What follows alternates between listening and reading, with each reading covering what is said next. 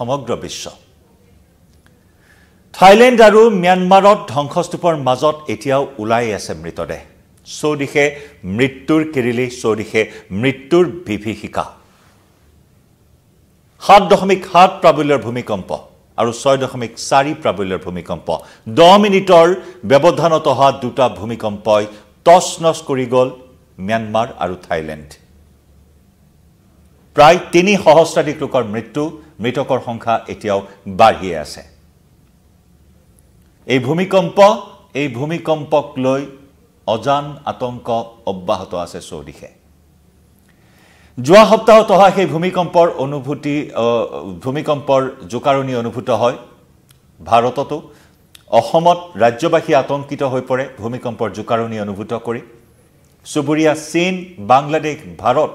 Myanmar আৰু থাইলেণ্ডৰ সমান্তৰালকৈ চীন বাংলাদেশ আৰু ভাৰততো ভূমিকম্পই জোকাৰি যায় আৰু তাৰ লগে লগে চৰ্চা অব্যাহত আছে যে বৰ ভূমিকম্পে যিকোনো মুহূৰ্তত তছনছ কৰিব পাৰে বৰ ভূমিকম্পে ধ্বংসলীলা চলাব পাৰে মাত্ৰ কেইটামান ছেকেণ্ডৰ কম্পন আৰু তাৰ পিছৰ যি বিভীষিকা তাৰ পিছৰ যি ধ্বংসৰ বিভীষিকা হেয়া আমি ম্যানমাৰ আৰু বেংকক থাইলেণ্ডৰ ক্ষেত্ৰত দেখিবলৈ পাইছো তাজপাতৰ দৰে খহি পৰিছে প্ৰকাণ্ড অট্টালিকা সেই অট্টালিকাসমূহৰ নিৰ্মাণ কাৰ্যক লৈ প্ৰশ্ন উত্থাপন হৈছে এনে ধৰণৰ নানানটা চৰ্চা চলি আছে থাইলেণ্ড আৰু ম্যানমাৰৰ ভূমিকম্পক লৈ আৰু তাৰ মাজতে খবৰ আহিছে যে এটা মেগা ভূমিকম্পই জোকাৰিব যাৰ প্ৰাবল্য হ'ব 9.1 ৰিক্টাৰ স্কেলৰ 9.1 প্ৰাবল্যৰ এটা মেগা ভূমিকম্পই জোকাৰিব য'ত 3 লক্ষাধিক লোকৰ মৃত্যু হ'ব বুলি এক ভয়াবহ প্ৰতিবেদন নমস্কাৰ প্ৰিয় দৰ্শক মই জয়ন্ত মাধৱ গোস্বামী আপোনাক স্বাগতম জনাইছো নিউজ 18 অসম নৰ্থ ইষ্টৰ ডিজিটেল লাইভলৈ প্ৰিয় দৰ্শক এই মুহূৰ্তত এই গুৰুত্বপূৰ্ণ খবৰে লৈ আহিছো আপোনালোকৰ সন্মুখলৈ আমাৰ উদ্দেশ্য আতংকৰ সৃষ্টি কৰা নহয় এই খবৰ আপোনালোকৰ বাবে লৈ আহিছো কাৰণ এয়া আমাৰ খবৰ নহয় এখন চৰকাৰে দিয়া এটা প্ৰতিবেদন চৰকাৰে দিয়া এটা হকিয়নি চৰকাৰে দিয়া এটা ভয়ানক ভৱিষ্যতৰ ইংগিত ভূমিকম্পৰ ইংগিত আৰু যাক লৈ চৌদিশে এতিয়া চৰ্চা চলিছে যে 9.1 প্ৰাবল্যৰ ভূমিকম্প যাক মেগা ভূমিকম্প মেগা কুৱেক বুলি অভিহিত কৰিছে সেই চৰকাৰখনে যিখন চৰকাৰে এই ধৰণৰ এটা হকিয়নি প্ৰদান কৰিছে যিখন চৰকাৰে হকিয়নি দি কৈছে যে মাত্ৰ কেইটামান বছৰৰ ভিতৰতে এনেকুৱা ধৰণৰ এটা মেগা ভূমিকম্পই জোকাৰিব হয় 9.1 প্ৰাবল্যৰ ভূমিকম্প এবাৰ ভাবক ইয়াৰ পৰিণাম কেনেকুৱা হ'ব পাৰে 7.7 প্ৰাবল্যৰ ভূমিকম্পত ম্যানমাৰ তছনছ হৈছে ম্যানমাৰ এক কথাত ক'বলৈ গ'লে ধ্বংসস্তূপত পৰিণত হৈছে যে ম্যানমাৰত চুবুৰীয়া চীন ভাৰতৰ সহযোগত উদ্ধাৰ অভিযান চলি আছে ভাৰত চীনকে ধৰি বিভিন্ন দেশে সাহায্য সামগ্ৰী প্ৰেৰণ কৰিছে উদ্ধাৰকাৰী দল প্ৰেৰণ কৰিছে আৰু সেই উদ্ধাৰ কাৰ্য চলি থকাৰ সময়তে এইবাৰ আন এক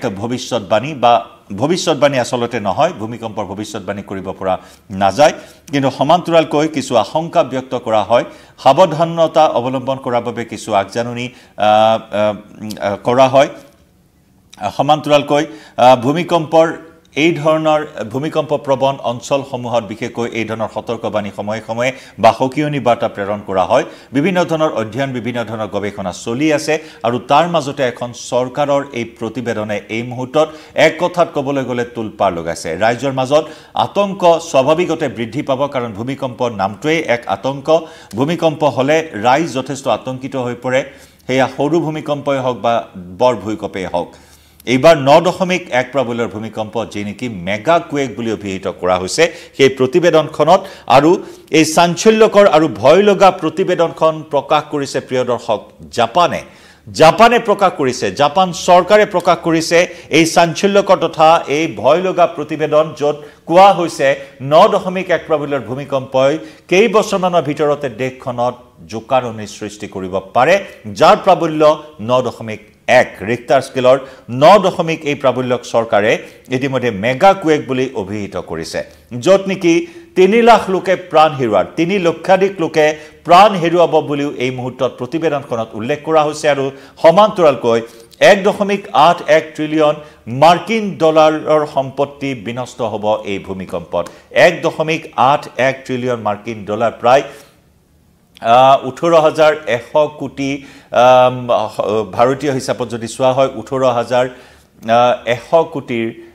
সম্পত্তি বিনষ্ট হ'ব এই ভূমিকম্পত 1.81 ট্ৰিলিয়ন মাৰ্কিন ডলাৰৰ ক্ষতি হ'ব এই ভূমিকম্পত জাপানত হ'ব এই ভূমিকম্প আমি পুনৰ জনাইছো য'ত নেকি 3 লক্ষাধিক লোকৰ প্ৰাণহানি হ'ব বুলি এই মুহূৰ্তত প্ৰতিবেদনখনত উল্লেখ কৰিছে জাপান চৰকাৰে যি নেকি 7.7 প্ৰাবল্যত 3,000 লোকে প্ৰাণ হেৰুৱাইছে 3 সহস্ৰাধিক লোকে ম্যানমাৰত প্ৰাণ হেৰুৱাইছে সমান্তৰালকৈ শতাধিক লোকে থাইলেণ্ডত প্ৰাণ হেৰুৱাইছে আৰু এই 9.1 প্ৰাবল্যৰ ভূমিকম্পই এফালৰ পৰা ধাহি মুহি নিব সকলো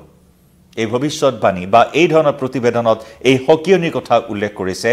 ভয়াবহ আৰু শক্তিশালী ভূমিকম্প আহিব বুলি কেইবছৰমানৰ ভিতৰতে এনে ধৰণৰ ভূমিকম্প আহিব বুলি চৰকাৰখনে হকিয়নি বাৰ্তা দিছে হকিয়াই দিছে দেশখনৰ জনতাক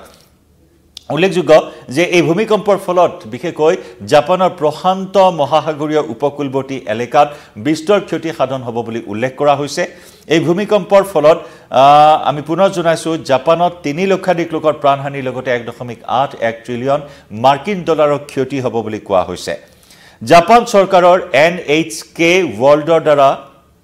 এক প্ৰতিবেদন প্ৰকাশ কৰা হৈছে আৰু সেই প্ৰতিবেদনত জাপান চৰকাৰৰ NHK ৱৰ্ল্ডে প্ৰকাশ কৰা প্ৰতিবেদনত দেশখনৰ জনতাক উদ্বিগ্ন কৰি তুলিছে এই ধৰণৰ হকিয়নি বাৰ্তাই আৰু লগতে উল্লেখ কৰা হৈছে যে জাপানৰ কোন স্থানত এই ভূমিকম্প হ'ব ভূমিকম্পৰ অভিকেন্দ্ৰ কোন স্থানত হ'ব পাৰে সেই সন্দৰ্ভতো ইতিমধ্যে এটা বাৰ্তা দিছে প্ৰতিবেদনখনত তাত কোৱা হৈছে যে জাপানৰ ননকাই ট্ৰফত হ'ব এই ভূমিকম্পটো ননকাই ট্ৰফ হৈছে জাপানৰ কিউছুৰ পৰা চিজুওকা দ্বীপলৈ বিস্তৃত হৈ থকা প্ৰায় 900 কিলোমিটাৰ জোৰা এটা বিস্তৃত অঞ্চল 900 কিলোমিটাৰ দৈৰ্ঘ্যৰ সাগৰীয় তলৰ এটা হৈছে ফল্ট লাইন এই ফল্ট লাইনত এই ননকা ট্ৰফতে ভূমিকম্প আহিব বুলি ইতিমধ্যে সতৰ্কবাণী জাৰি কৰা হৈছে উল্লেখযোগ্য যে এই অঞ্চলত ফিলিপাইনছ সাগৰৰ প্লেট ইউৰোপীয় প্লেটৰ তলত প্ৰৱেশ কৰিছে ইয়াৰ ওপৰতে আছে জাপান প্লেটৰ কথা কোৱা হয় ইতিমধ্যে বিভিন্ন গৱেষণাত প্ৰকাশ পাইছে যে এই প্লেটসমূহৰ অৱস্থিতিক লৈ বিভিন্ন ধৰণৰ কথা বতৰা চলি আছে অৱস্থান সলনি হোৱাৰ কথা কোৱা হৈছে প্লেটৰ আগৰ অৱস্থান আৰু বৰ্তমানৰ অৱস্থানৰ পৰিৱৰ্তনৰ কথা কোৱা হৈছে গতিকে সেই প্লেটৰ ঘৰ্ষণৰ ফলত যি ধৰণৰ ভূমিকম্পৰ ঘটনা সংঘটিত হৈ আহিছে টেকটনিক প্লেটসমূহৰ কথা কোৱা হয় তেনে ক্ষেত্ৰত এই প্ৰতিবেদনত সেই কথা উল্লেখ কৰা হৈছে যে যেটো ননকাই ট্ৰফ আছে জাপানৰ য'ত এটা বৃহৎ দ্বীপ 900 কিলোমিটাৰ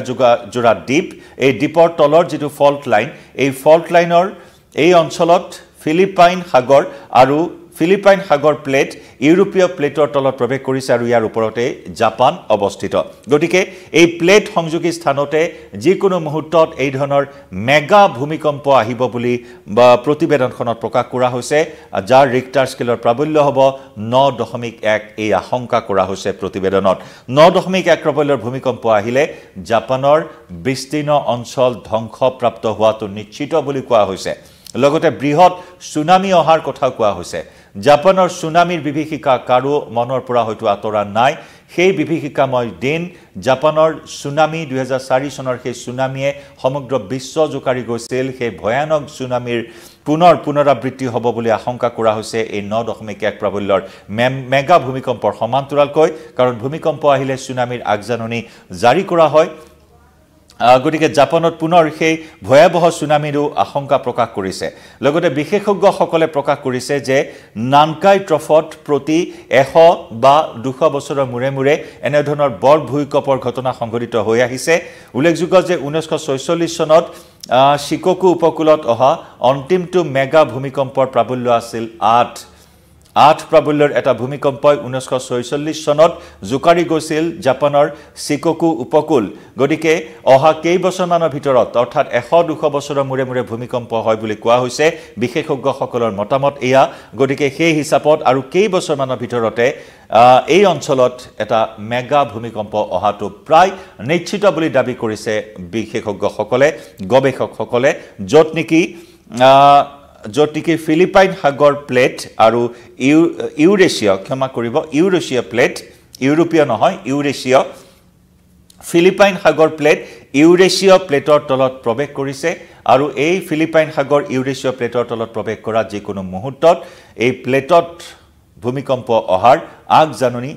ইতিমধ্যে সতৰ্কবাণী জাৰি কৰিছে কাৰণ 100-200 বছৰ মূৰে মূৰে এই স্থানত ভূমিকম্প হৈ আহিছে মেগা ভূমিকম্প ইয়াৰ অন্তিমটো ভূমিকম্প অৰ্থাৎ 1946 চনত অহা ভূমিকম্পত 8 প্ৰাবল্যৰ ভূমিকম্পই ধ্বংসলীলা চলাইছিল গতিকে সেই হিচাপত আৰু কেইবছৰমানৰ ভিতৰতে এই অঞ্চলত এটা মেগা ভূমিকম্প যাৰ প্ৰাবল্য পুনৰ জনাও 9.1 হ'ব বুলি উল্লেখ কৰা হৈছে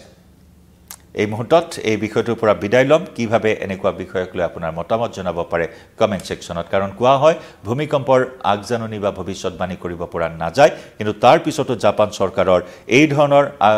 সতৰ্কবাণীৰ এখন প্ৰতিবেদনে সকলোৰে মাজত আতংকৰ সৃষ্টি কৰিছে লাইভৰ পৰা বিদায় লৈছো ধন্যবাদ